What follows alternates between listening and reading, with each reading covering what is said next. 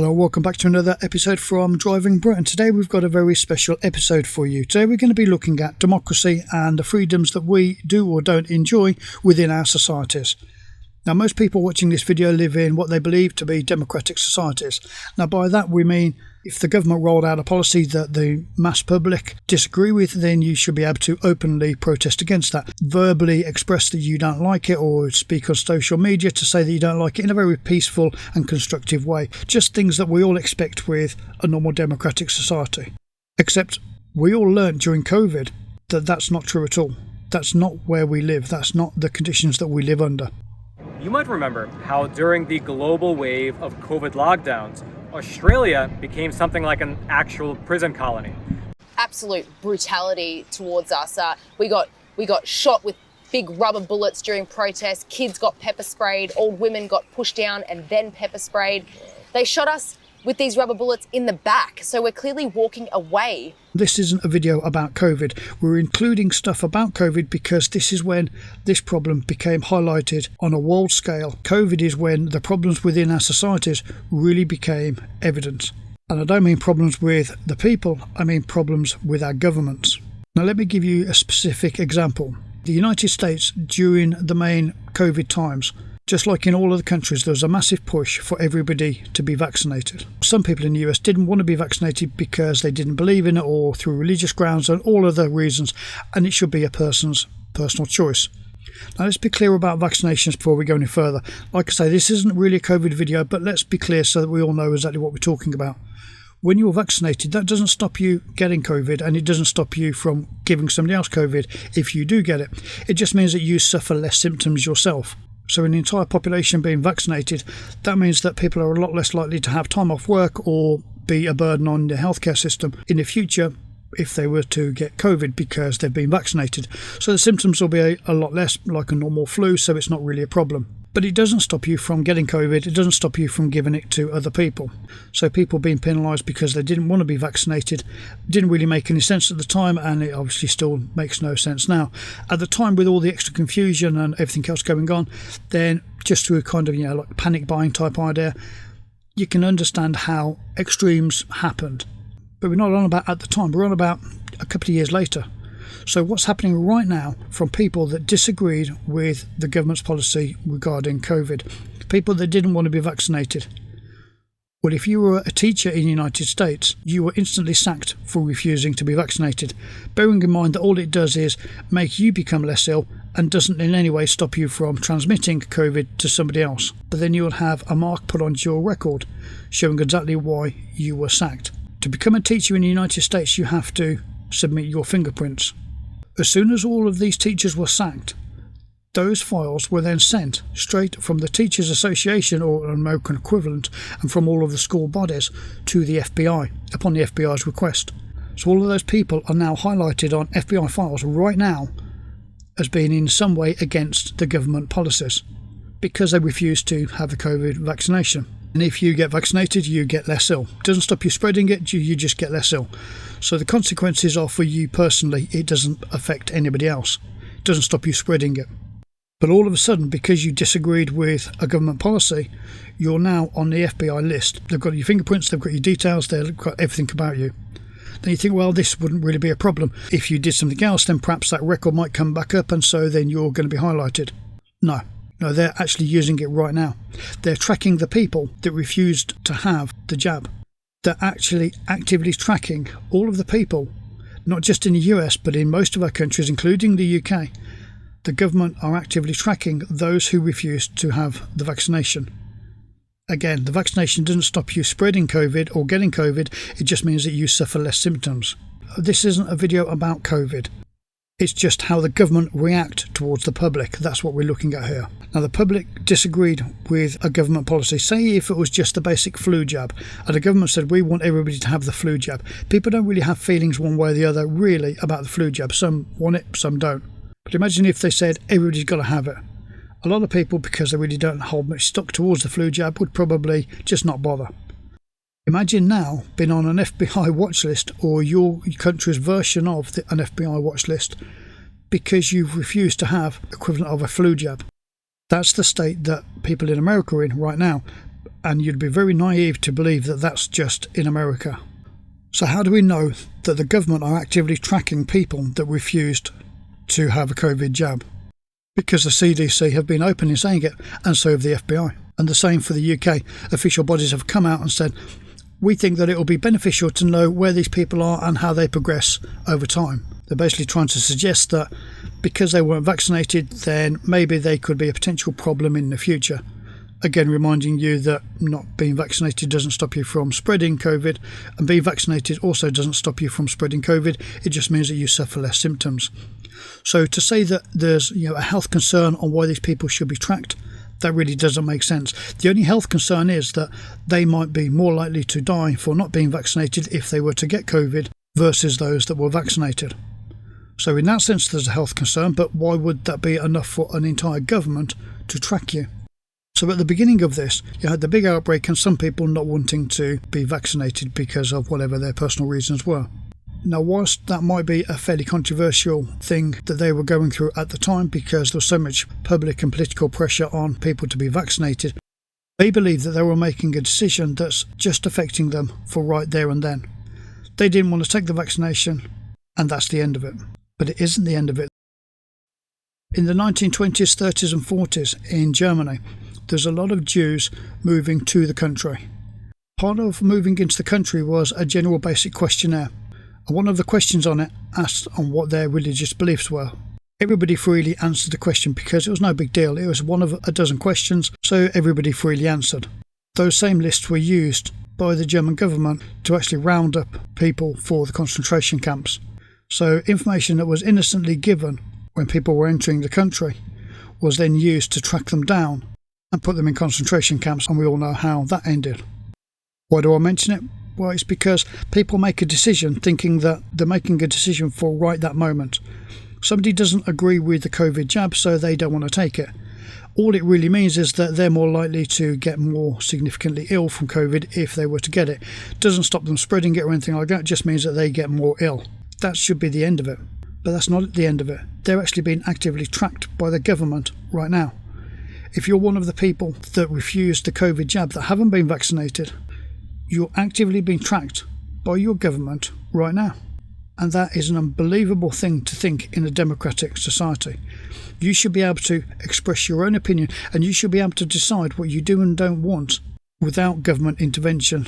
Now that's quite a specific example of when the public or members of the public didn't want to toe the party line when the government were rolling out ideas, thoughts, sanctions and so on. So basically people that didn't want to follow what the government were trying to push out across the country.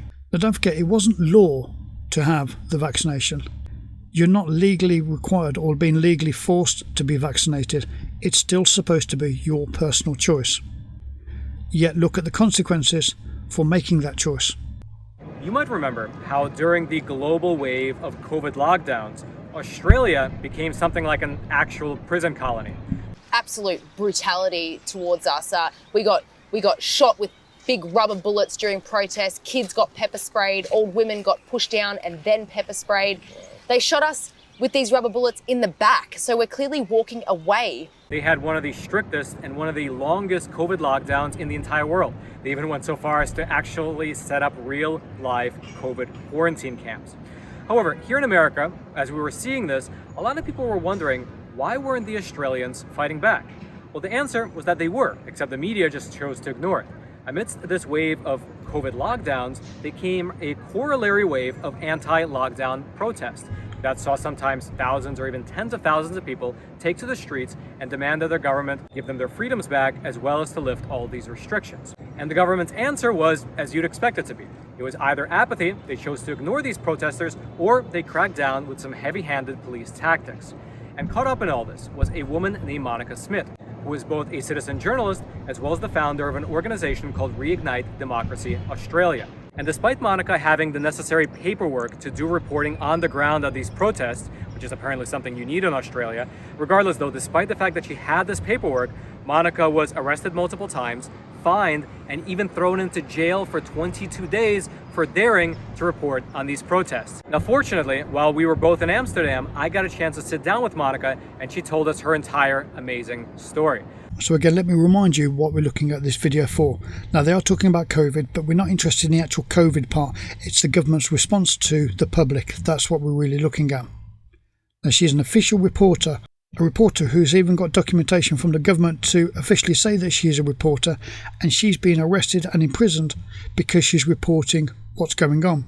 She's reporting government actions when the public disagree with something that the government rolls out. Again, reminding everybody that this is in an apparently democratic society. Keeping that in mind. Let's maybe set the clock back 2 or 3 years. Let's sort of set the stage for the audience who might have never heard your story. Okay. Can you tell them sort of what happened, let's say, prior to the lockdowns, and then when the lockdowns began? Okay, so prior to the lockdowns, I was traveling the world on my own, doing interviews and things like that. So that's probably where I got some of my confidence from. Back when we could actually travel, it was lovely. I came home. Corona hit. To Australia. Sorry, I'm Australian. I came home to Australia, Corona hit, and I was like, what the heck is going on? And it was, like everyone, we kind of wanted to see what was happening, if it was deadly or not and things like that. But about 3 months in, Melbourne, which is where I'm from, the Premier is Daniel Andrews, we had a 4-month lockdown during winter. There was a curfew, you couldn't leave the house more than 5 kilometres, you couldn't exercise for more than an hour, not that anyone can police that anyway. It was winter, it was dark, and I could just feel that people were desperate and depressed and angry, and you don't need to be a doctor to know that that's not healthy. So I came up with an idea for a live stream protest. That's where Reignite Democracy Australia came. But really what your audience will be more interested in is not how I started, but probably what happened since then. I've been arrested multiple times. In Victoria, we just had, with these rubber bullets in the back. So we're clearly walking away. They're meant to use it to stop, confrontation, not the other way around. And these rubber bullets, just for your information, they have a higher fatality rate than COVID, and so that was really shocking to see the police use that. But anyway, so I've been in amongst all those protests, all that really terrible, it was like being in a war zone or a game show or something like that. But really, it all came to a head when I got arrested for incitement, which is inciting people to break COVID restrictions, which is kind of like if you were to tell your friend to park in a no parking zone and they got a ticket and then you got a criminal charge for it, because the COVID fines are only fines, they're not criminal offences. Anyway, the bail conditions were so horrendous, it was going to close down my website. I was not able to speak against the COVID restrictions. Like, I couldn't even say, I don't like this mask rules. I couldn't even use my words in the bail conditions. You couldn't say it, or you couldn't record yourself saying it? I couldn't say it in a private function, at home, on the internet. I had to delete everything on all my social medias that was against the COVID restrictions. Wow. They didn't say that incited people to break the COVID restrictions, but just was in opposition to the COVID restrictions. I was like, I'm not signing that.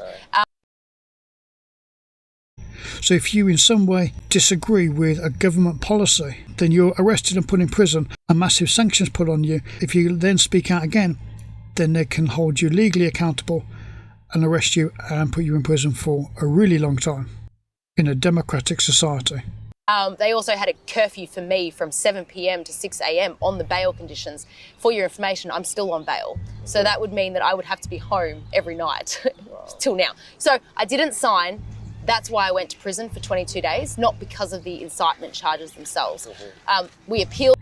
Because what she's basically been told is you never speak out against any type of government action or anything to do with the government or anything to do with COVID, or even mention any type of rhetoric that's in any way negative towards what the government says, or we're going to put you in prison. That's what she's been asked to sign. Those bail conditions and all the I would say communistic ones were taken away. The judge agreed that it was over the top, and I've been free to speak ever since. And that was after she went to court with quite a big legal team. It was overthrown.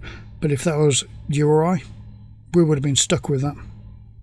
But just really quickly, since then I pled not guilty to the incitement charges. So they dug a little deeper and They got a warrant called a 465 AA warrant in Australia to force me to give them password access to all of my applications in my phone that they still have in their custody right now to this day. Google Maps, Google Drive, Google Docs, all my admin accounts, all my emails, Twitter, all that. Telegram, Signal, everything. And I was like, I'm not giving them that. No one will ever want to email me again, and private and confidential. So if I didn't give them the passwords, it was up to 5. Now, don't forget, she openly disagreed with the government's policy for COVID restrictions and for the rollout of the jabs and stuff. That's all she did. If I didn't give them the passwords, it was up to 5 years in prison, which is worse than the original crime. And then it's a whole new set of charges and a whole new thing. And it was a breach of bail to not comply as well, which I could go to prison for 3 months. So I just thought I'd try my luck, and I just said no. And I said, if you want to arrest me, let me know so I can be in comfortable clothes this time. And they dropped the charges the week after. Wow. So they pushed and pushed, and I just said no. Sometimes it's worth gambling, like a poker game, bluffing. And it worked. And so here I am. And they treated you like a real terrorist. Because I can imagine in a Western country, who else would you request to have all their passwords for? It would be either like a kingpin drug dealer. And that's the point, isn't it? The public being treated like terrorists because they in some way disagree with what the government are saying. Now, we're using a COVID video to highlight these problems because it's an easy way to do it. But everybody knows that this isn't just about something surrounding COVID.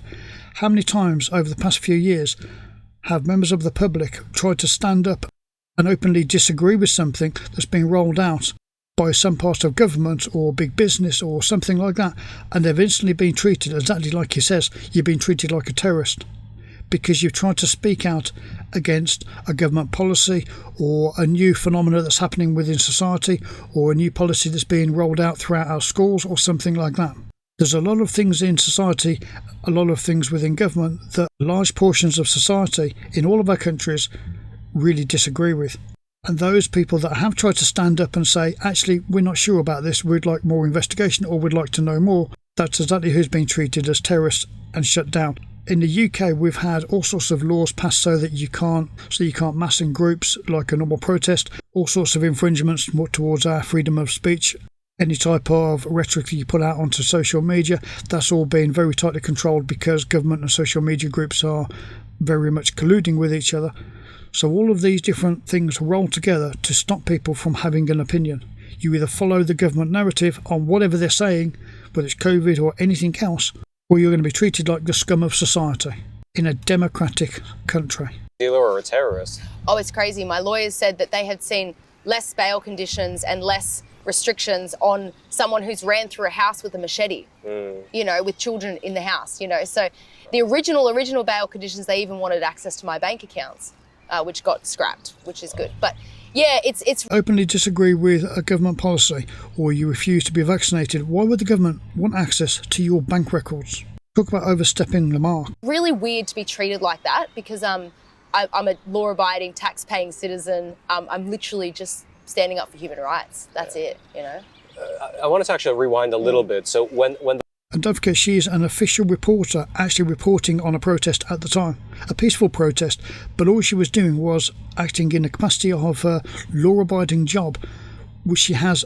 official documents to show that she is an actual reporter and had permission to be there. And that's how she was treated. So you can imagine what happened to the actual people protesting. The lockdowns started in Melbourne, from what I've gathered from the news I follow in Australia, they were some of the most heavy-handed in the country, right?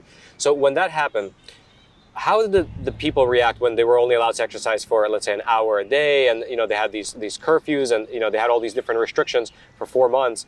How did they react? Did the people generally accept it, or was there like grumblings underneath the surface? Oh, I mean, I've traveled now a little bit, and I think that we have one of the strongest freedom movements in the world because of that.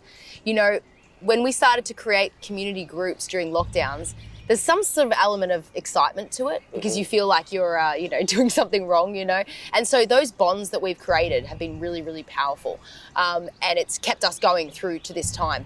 And so we're really strong if something else happens. But of course, a lot of people complied and were angry at us for doing it. And I'm not an expert on statistics, but if I was to guess, I think at least 50% of people didn't like the lockdowns, don't agree with the mandates and all that. But only 10% of people are willing to walk in the streets for it. It's important to be clear here.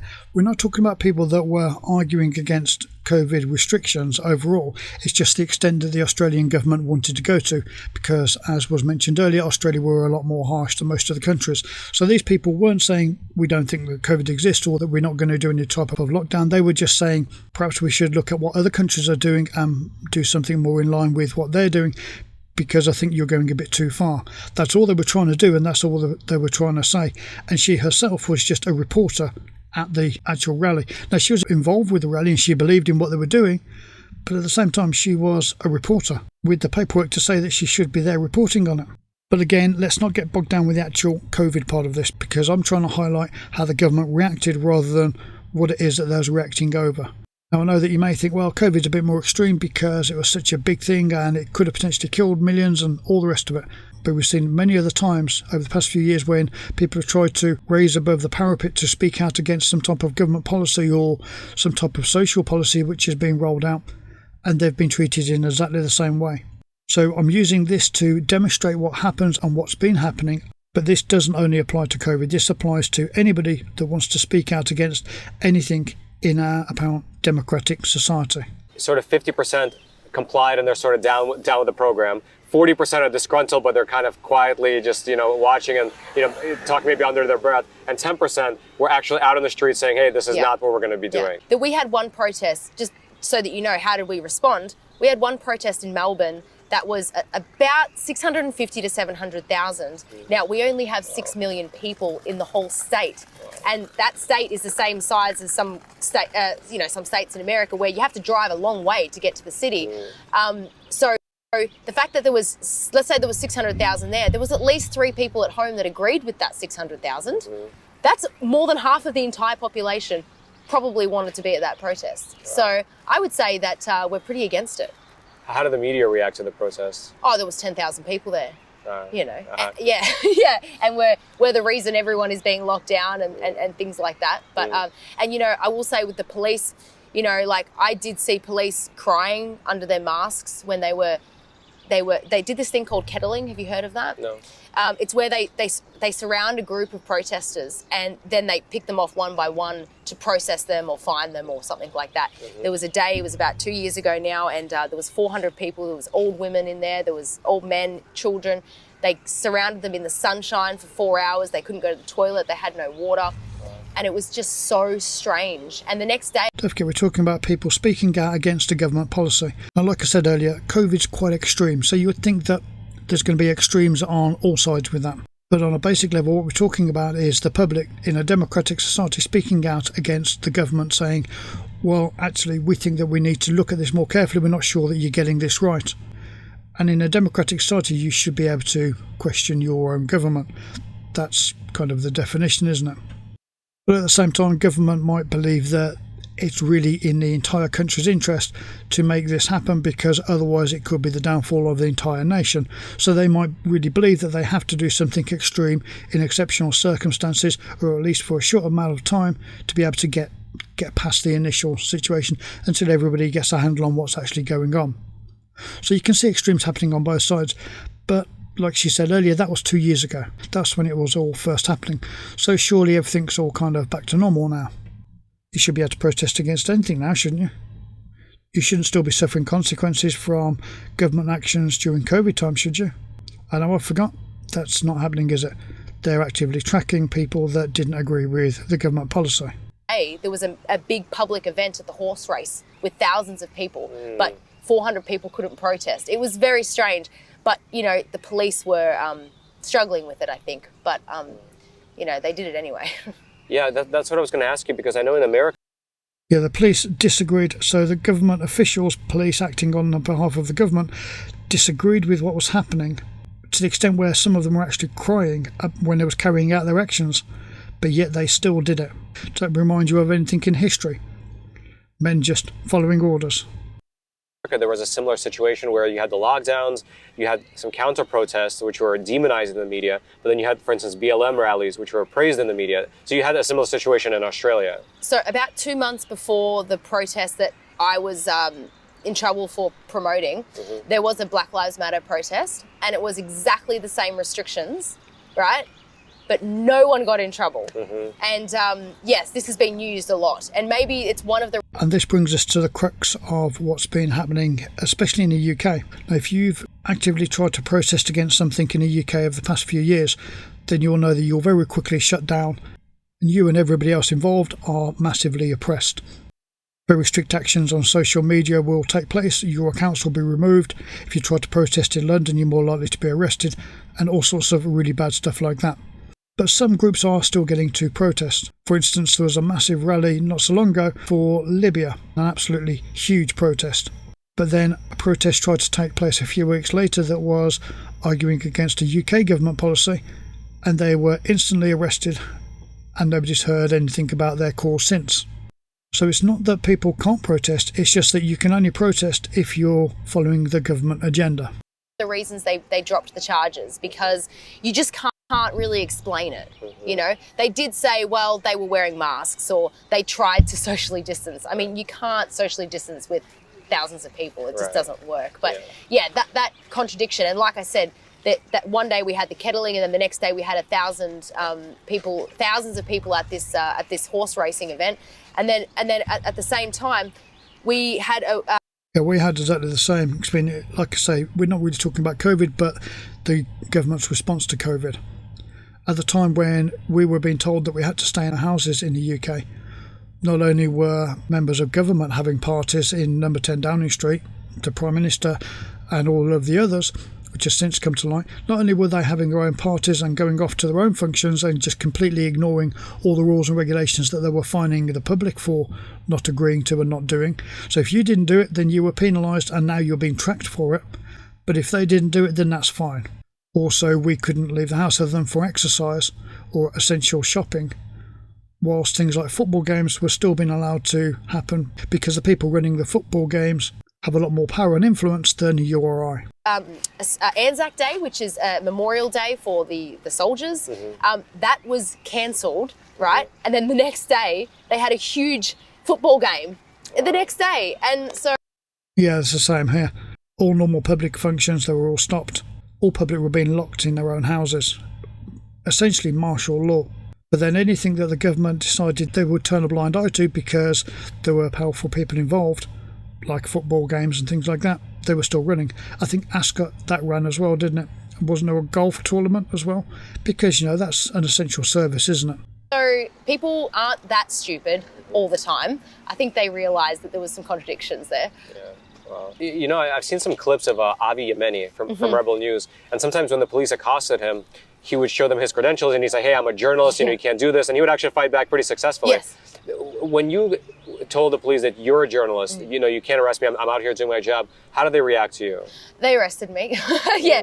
So there was one day, it was a year before I got arrested and actually put in prison. It was October 31st, 2020. I got arrested 3 times in one day. I had my papers with me, which I hate to admit that I even went along with that, but I did. I had my permit with me, and they told me to leave the area, and I said, but why? I've got my cameraman here, I'm doing my job, and they're like, well, no. And I'm like, well, I'm not leaving. And so they arrested me, and then they let me go, and they're like, okay, you need to leave. And I'm like, no. So they arrested me again, and they put me in the back of a divvy van for 45 minutes, and then they let me go. And then they arrested me again and fined me. And I'm like, I've got my permit right here. I had a mask exemption. All so you had a permit from the government to do journalistic work? Yeah, but they didn't care. Wow. They just said, well, we don't, like they just didn't care. The thing is the rules were so confusing and there was so many alterations every day that actually no one knew what they were doing. But that was 2 years ago, so surely that shouldn't still be happening today. But actually it is happening today because people are supposedly in this democratic society to protest against things and speak out against government policy or any other policy in an open and verbal way, so long as, they're peaceful in how they're doing it. You think that more investigation needs to be done, or you're speaking out against a policy because you think that it's wrong. But the problem is, the government are, when you speak out against something that they want to push through, or that they don't like you speaking out against, then they instantly clamp down on you and you're treated like a terrorist. You're treated like the scum of society, and they, in every way possible, try to kind of blacklist that person, that group, that notion, and make it look like either a conspiracy or just the fringes of society that nobody should ever pay attention to. And this is happening time and time again. Now, in the time of COVID, in the initial stages with all the panic and everything else, you could almost expect that to happen. But we're now a couple of years past that, aren't we? So surely that shouldn't still be happening. But because when some people are speaking out against one topic, they've been allowed to get away with it because the government don't mind them showing that topic, or it's a Black Lives Matter protest or something like that, and the government don't want to get involved because otherwise they'll be seen as being oppressive. So they allow it to continue. But then you get another group that try to protest against something that the government doesn't want you to protest against because it's against one of their policies or just something that they want to keep under wraps. Then they take very harsh steps towards you. So those involved at the ground level, the police, they don't know which way to turn, because on one hand people are being told, oh yeah, they're allowed to do that, let them get on with it. It is, after all, their democratic right. But then at other times the police are being told by their top brass, no, go and arrest them, get it stopped, get them removed. And then they start moving towards getting onto the social media groups to get their channels removed and all sorts of stuff like that, because they're expressing controversial opinions or something that the government doesn't want them to be speaking about. Police and officials at ground level don't know which way to turn and which ones they're supposed to be stopping and fighting against, and which ones they're not, because after all, people are just doing what they're democratically allowed to do.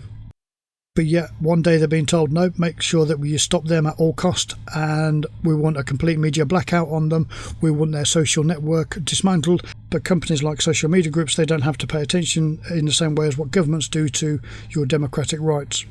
And so governments often use these sort of tools, use third parties to be able to kind of do their dirty work for them, I guess you could say. If you encountered a policeman that woke up on the wrong side of the bed, he's just going to make things up and hope, and they get away with it, right? So that's pretty much. I was literally at the table while they were finding me with my. I'm like, and they didn't even. They literally ignored me. They didn't even recognise that I was speaking to them. They just kept writing their fine. Yeah. That's shocking. And I'm still fighting those fines, and it's such a waste of time, and it's so embarrassing to be in an Australian magistrate's court talking. Imagine a magistrate saying to you, oh, look, I'm sorry, but I do have to fine you because you were 200 metres out of your 5 kilometres and your mask was not pulled up properly. I'm going to have to fine you. Can you imagine those words coming out of it? It sounds like you're in some sort of weird movie, and I'm like, what is happening? And the courts are full of these right now in Australia. The courts are full of these right now in Australia, years past COVID. We're not still suffering with the major panic of COVID. This is a long time past. And these rash rules and massive clampdown on the public are still being rolled out right now. So in the US, you've got the FBI tracking people using their fingerprints, their credit cards and all other details that they innocently submitted when they were training to become a teacher. Details that the government are now using to track them and penalise them because on their record that they refuse the vaccination or that they're not completely vaccinated. The CDC have rolled out 3 or 4 different codes to list people that are either unvaccinated, partly vaccinated or unknown. That's the extent that the US government are tracking people that disagreed with any type of COVID policy and didn't take the jabs. And it's also happening in the UK. They've been quite open about the fact that they're actively tracking people that haven't been vaccinated. They're claiming it's for health reasons, but well, what health reason? Becoming vaccinated doesn't stop you in any way spreading COVID, but most people in the country are vaccinated. But it's your personal choice on whether you chose to be vaccinated. It's your personal choice whether you agree with the government policies during the COVID times. It's your personal choice whether you agree with any other government notion or sanction. As long as you live within the laws of the country, it should be your democratic right to be able to disagree with these different things. You should be able to not be injected with a vaccine that very little is known about if you disagree with it. Like I say, most people are vaccinated, but it is your choice. It's not a legal requirement to be vaccinated. So why are people now being hunted by the government and innocent information like their fingerprints to become a teacher being used to track them. And don't believe for a second that your country is any different. Conversation is happening over and over again, like, oh, sorry, I had an extra friend with me at the park. That's shocking. It's funny, but it's This really is still sad happening too. now. But yeah, it was, I can't even really explain in words, like, how terrible it was, you know, to be shot at by your own people who you pay their wages. Like, we pay the police to protect us, and now they're shooting at us. I mean, they even goated us. Like, come on. Shooting at them because they were peacefully protesting against some of the restrictions that were much more harsh than any other country on the globe.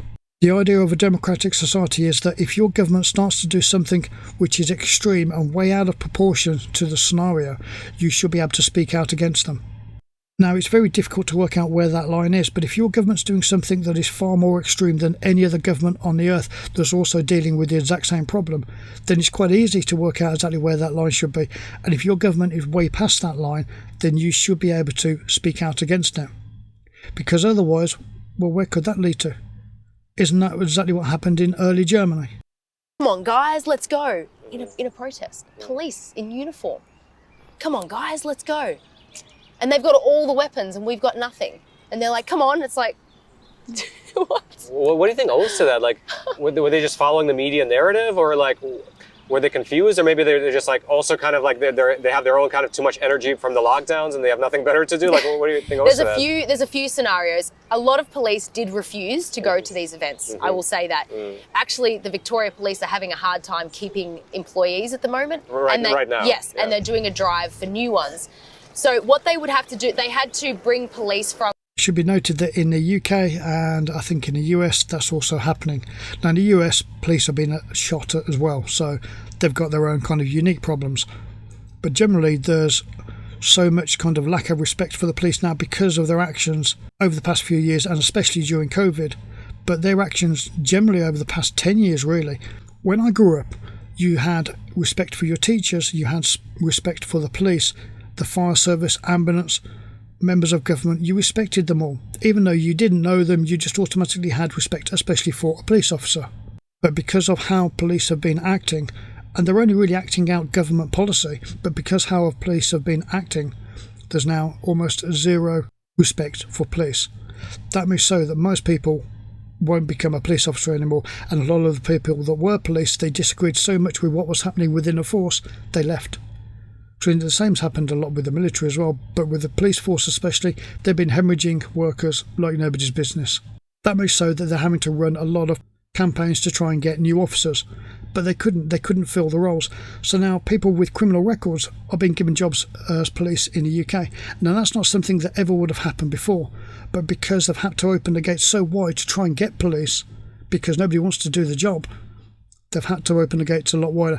And in the past couple of years, because they've been doing this, you've been seeing cases on the TV where serial rapists within the police, murderers within the police, where they're actively committing very significant crimes while they're an active police officer, and even using their uniform and their credentials as a police officer to commit their crimes because the gates were open so wide.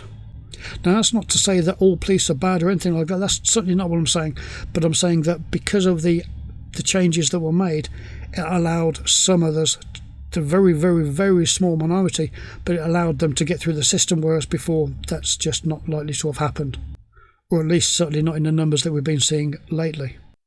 So even people at the ground level of government, the police, even they are disagreeing so much with what's happening and with what they're being told to do, that they're just leaving the job, that they would rather do a different job than keep towing the party line because they're so disgusted with what's happening and with what they're being made to do in our democratic societies. From the suburbs, okay? And they would also use rookies that, you know, have something to prove. I see. But also, you know, the changing rooms at a football game, how they're like, come on guys, we can do this, let's go get them. They would do that to them. It's these people that are keeping us locked down. They want to kill your grandma. Like they're stopping your kids from going to school because they keep protesting and they keep extending the lockdown. So they. That's what I was trying to get at earlier when I was saying that when you speak out against anything that the government doesn't like, then you're instantly kind of blacklisted. They make out that you're the filth of society You're in the same sort of scale as paedophiles because you've in some way spoke out against something that the government doesn't want you to speak out against, and that they can take action against you. They can't take legal action against you because it's a democratic country. You're supposed to be able to speak out against it. So they use all of the means and tactics to have you banished from society. Kind of came out with this, and you had different types of police. You had the police who were just doing it because they wanted to keep their job.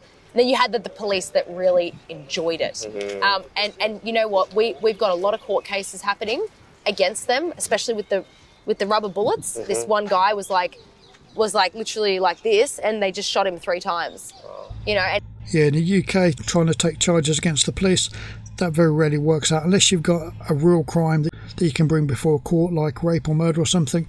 Then you're going to really, really struggle. And even then, you're going to struggle to get it through the door.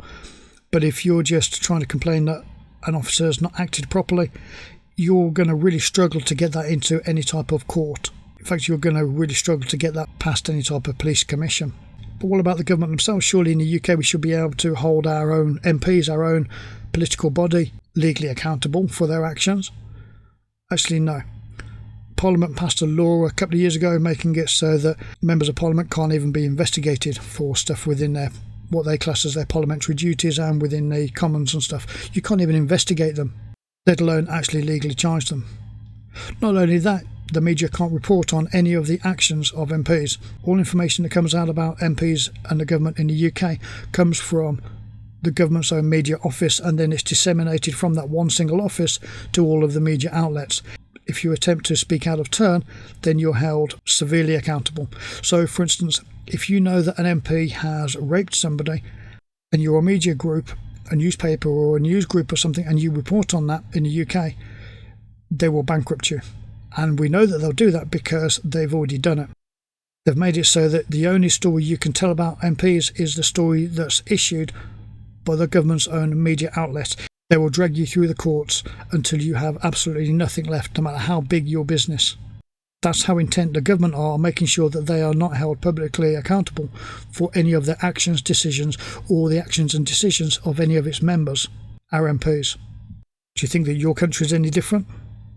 I don't think that you're that naive. And if it was a few centimetres to one side, he would have had internal bleeding. He had internal bleeding and things like that. So they're going to be accountable eventually. Yeah, but thus far, nobody's been really held accountable.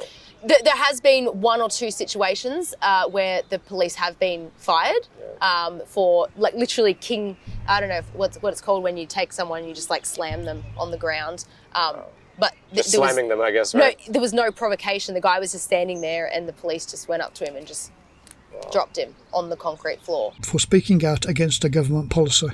And, even my charges being dropped, you can't take a law-abiding citizen, put them in prison for 22 days because you feel like it, and then drop the charges and say it's no longer in the public's interest. That was their excuse. It's no longer in the public's interest. Well, was it ever in the public's interest to charge me? Yeah. You can't just do that and get away with it. So there's If you as a person or as a group want to speak out against a government policy or something that's happening within society, how can a government turn around and say that that's against the interests of society? When you're trying to actually defend society, that is the idea of a democratic society. There's a lot of people pushing back to make them accountable. Okay, here's at the end of his video. Now, it's important to keep noting that we're not just talking about COVID here. We're using a COVID video because I wanted to show how the government react when the public really disagree with an idea or a point put out by government. But now I've been talking about 2 parts of COVID here. We've been talking about the protesters. Now, I'm not on about the extreme ones where they were purposely taking off the masks and all rubbing together and stuff like that. We're not on about the stupid people that were doing it for attention rather than because of an actual genuine view. We're on about people that were just peacefully protesting against government restrictions when they were being rolled out because their particular government were being a lot more harsh than anyone else around the earth. But that was during the middle of COVID when everything was really up in the air, so you can expect mistakes to have been made both on the government's part and also the public's part. But now the public trying to hold the government accountable for their actions during that time, that's unheard of. Very, very few people have been able to hold the government accountable for any of their actions during COVID in any of our countries. The other part that we've been looking at and talking about are those that refuse to be vaccinated. Now, that was not a legal requirement. People are just being asked to take the vaccination. It is your personal choice. But if you did choose not to take the vaccine at the time or now, and especially if you were sacked because of it, and if you was a teacher in the US or somewhere else where you've submitted your fingerprints, but not just your fingerprints, you have to give all your details to get a job. And if you've been sacked from that job because you were a care worker and you didn't want to have the jab, you are now on one of the records at MI5 or at the FBI or whatever your security service is called. And not only are your details with them, they're actively using them to keep a tab on you, to track you.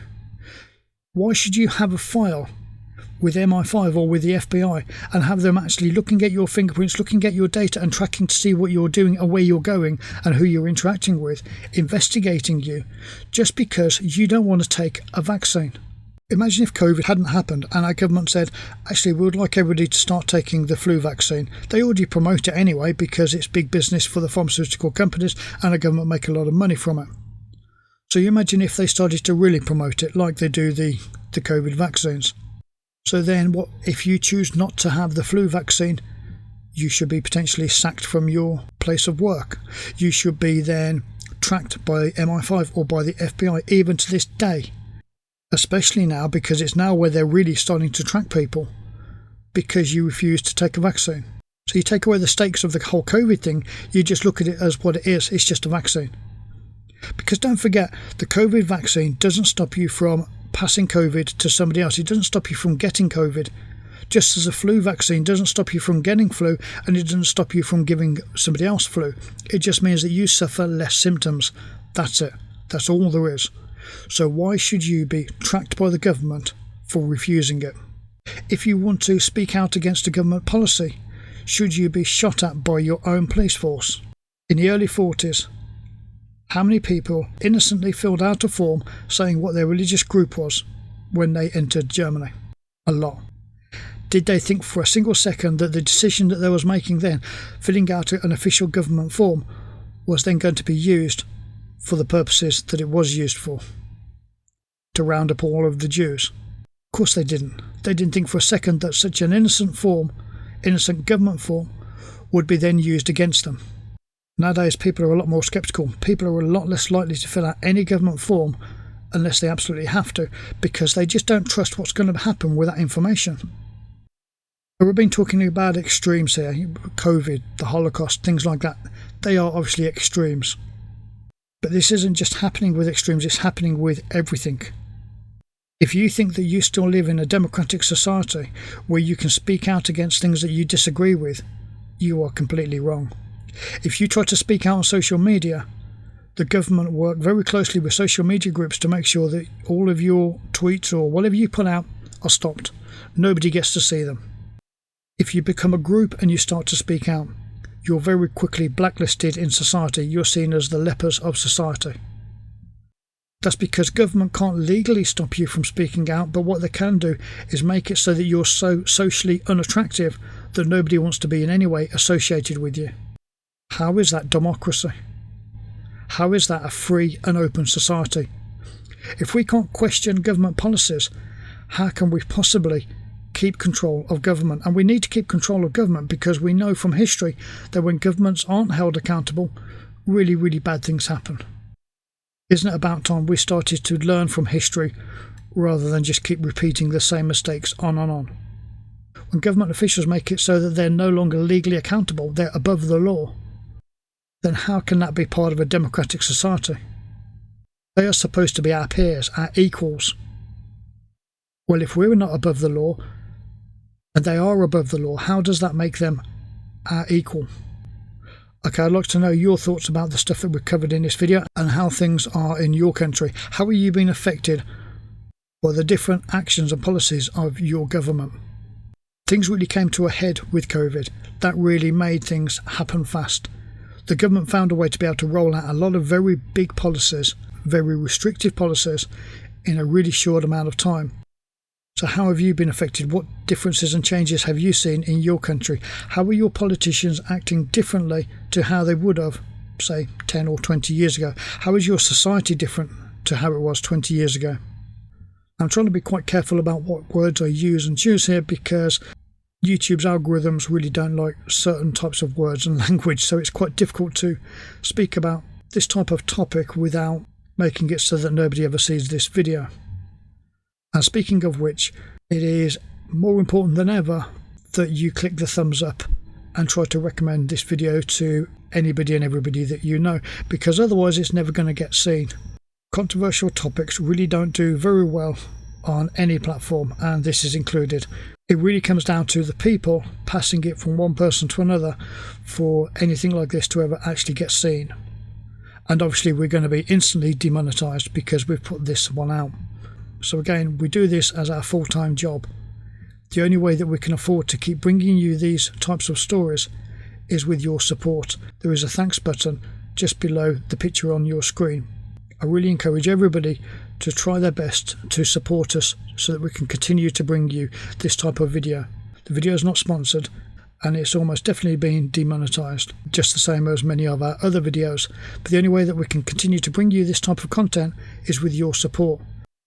Okay, I hope that you've enjoyed the video. I hope that you've managed to put something into the comment section, and we'll see you next time.